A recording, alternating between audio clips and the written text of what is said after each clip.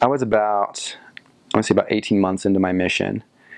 I was serving in Laguna Beach at the time. I remember getting a phone call from my mission president.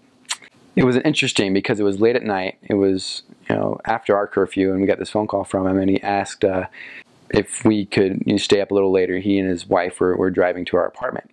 So that was a very interesting phone call to get, especially since we were in Laguna Beach. The mission home was in Carlsbad.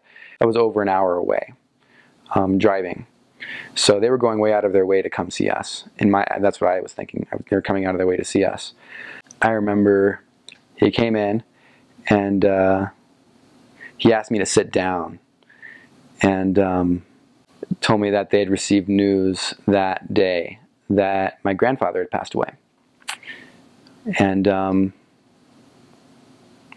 I didn't know what to feel at first because my grandfather was very healthy man. Well, at least in appearance. He had medical problems over the years, but he had never really paid much attention to him. He was always working. He was always a working guy, and the day he died, he walked into the ER on his own power, and a few hours later he was, gone. That was really difficult to wrap my mind around. They were in Virginia, so I was on the other side of the country. But and at that time, the mission president, President Cook, he said, "Well, I guess kind of indicated that I could choose to fly home for the funeral or something like that." I don't remember exactly what he said, but that was basically what was on the table, and I just shook it off and said, "No, I can't. Can't do that." I guess I really didn't see a point. I was where I needed to be, and that was a huge strength for me at that point in time. I think as counterintuitive as it sounds, being on the other side of the country from your family during a time like that, like my grandfather was the backbone of the entire family. He's my grandfather on my dad's side, and my dad's side of the family, my grandfather started a family business a long time ago, and everyone in the family practically, they work for the same business.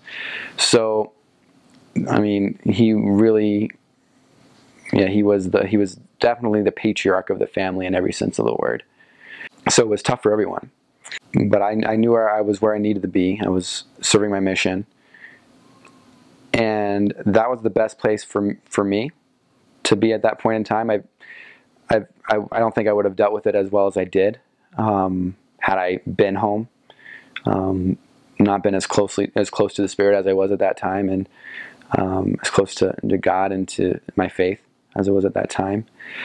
But also I was in the best place for my family. I remember being able to write home to them and basically just kind of bear my testimony to them. And my family, by the way, a majority of them are not active or were not active at the time. My dad has 3 siblings, and my grandparents were active, and he was active, and our immediate family was active. But at the time, none of the aunts or uncles were active in the church. And I emailed them home, emailed them my testimony. I talked to them over the phone. I had special permission to actually talk to my family as a result of that incident. And from a distance, I was surprised how much of a strength I was able to be for them.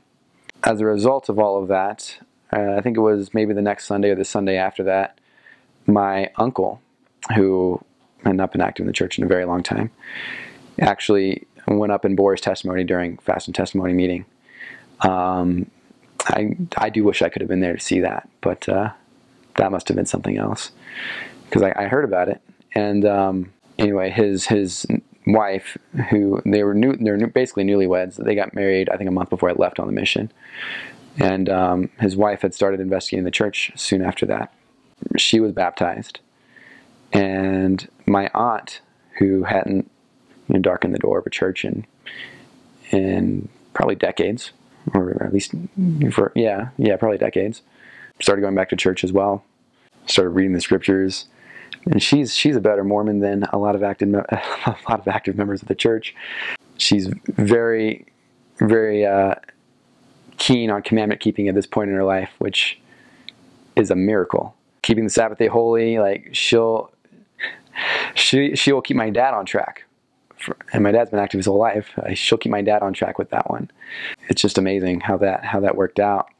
That God used my grandpa to move his work forward in my family. And that was really amazing for me to be able to see that on my mission, and then after my mission, coming home and still being able to be a strength for them, because it's still fairly recent. It only happened, I got home about 6 months after it happened. And I know I'm not the only one that happens to. A lot of people who experience death of grandparents or family members while they're on their missions. But it definitely gave me an interesting eternal perspective.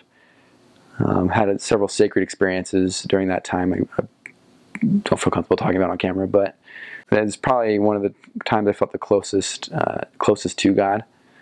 Because the very next day, I went back to work. I went back to doing missionary work. I kept doing what I was there to do. And I'm very glad for that. I'm glad that I was where I was when that happened.